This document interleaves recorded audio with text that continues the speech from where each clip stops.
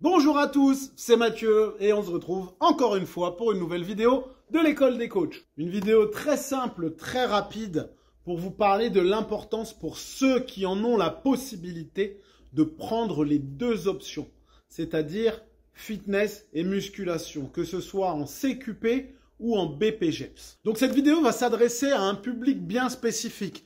Vous, les coachs qui souhaitez développer votre activité, ou vous, les futurs coachs qui souhaitez développer votre activité dans le personal training, mais qui n'êtes pas forcément à l'aise avec les gens, que ce soit en termes de relationnel ou pour vous créer un réseau autour de vous. Pour les coachs qui ont naturellement un certain bagou, qui sont à l'aise, qui savent comment faire et qui sont comme moi égarés en fait.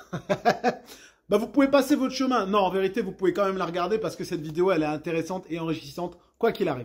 Si vous en avez la possibilité, et je dis bien si vous en avez la possibilité, parce que financièrement parlant, c'est sûr que si vous financez vous-même votre formation, ça va être quelque chose d'un peu plus onéreux. Mais si vous avez la possibilité, vraiment, j'insiste, n'ayez pas peur de prendre l'option fitness. Et ouais, je vous vois venir, messieurs, qui allaient me dire que vous voulez pas faire du step, que vous n'avez pas envie d'être des danseuses, bla bla bla bla. Laissez-moi vous expliquer pourquoi ça va être très important. Peut-être que vous n'êtes pas forcément à l'aise avec ce type d'activité, mais est-ce que vous êtes déjà rendu dans une salle de fitness dans laquelle ont lieu des cours collectifs? Quand je dis cours collectifs, ça peut être du RPM, tous les cours Les Mills, Body Pump, etc. Une salle dans laquelle il va y avoir des cours de step, une salle dans laquelle il va y avoir des cours freestyle comme du CAF, ou comme des cours cardio. Eh bien, si ce n'est pas le cas, moi, je vous invite à aller faire un tour dans ce type de salle.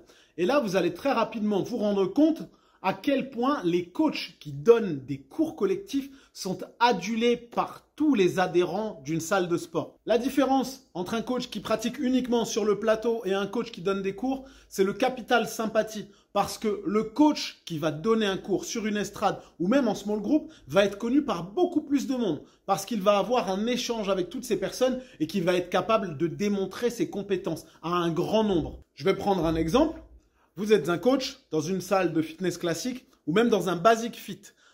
Vous allez rencontrer peut-être de la difficulté à aller démarcher, à aller voir tout le monde un petit peu chaque jour pour aller vous présenter, aller voir un petit peu toutes les personnes autour de vous, quitte à essuyer parfois des refus. Alors que lorsque vous êtes le coach qui donne le cours collectif, là, la tendance va totalement s'inverser. C'est les gens qui viendront vous parler directement, que ce soit avant votre cours ou après votre cours.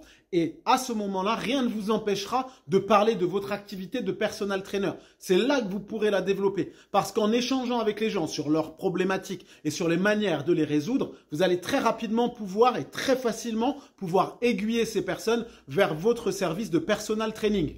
Et j'insiste, si vraiment vous ne le savez pas ou que vous avez l'habitude de tourner dans un basic fit ou dans un fitness park dans lequel vous n'avez pas de cours collectifs, allez faire un tour dans les salles dans lesquelles il y a des cours collectifs. Et vous verrez le réel engouement qu'ont les gens et pour les cours collectifs, même si ça a tendance à s'essouffler. Mais il y a quand même des grandes salles et des concepts comme Les Mills qui sont suivis par des milliers de personnes. Alors si vous dispatchez ces cours, sachez une chose, vous allez toucher beaucoup de monde autour de vous. Vous allez pouvoir travailler sur votre confiance en vous et vous allez pouvoir échanger avec beaucoup plus de monde que si vous êtes juste derrière un desk à attendre que les gens arrivent parce que vous n'osez pas aller les voir. Et je vous vois venir encore une fois, peut-être que vous n'avez pas la musique, peut-être que vous n'êtes pas à l'aise, mais sortez de votre zone de confort, c'est hyper important. Même moi, j'ai dû apprendre à faire des step touch.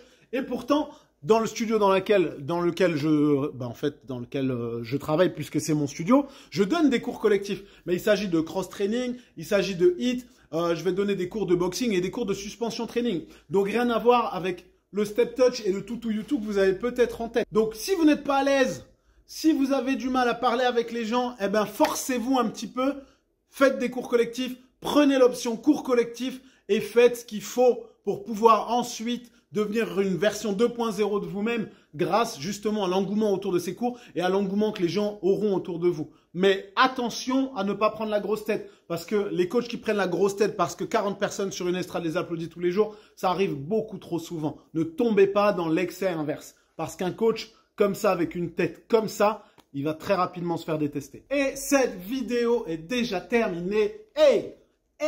Ouais, je suis encore capable de faire du step, même si mes genoux ils sont flingués. Cette vidéo, elle est déjà terminée. N'hésitez pas à liker. En fait, non, c'est un ordre. Vous devez liker et vous devez vous abonner à la chaîne. À très bientôt pour une nouvelle vidéo. Je vous souhaite une excellente journée ou une excellente soirée. Je ne sais pas à quelle heure vous regardez. À bientôt. Ciao!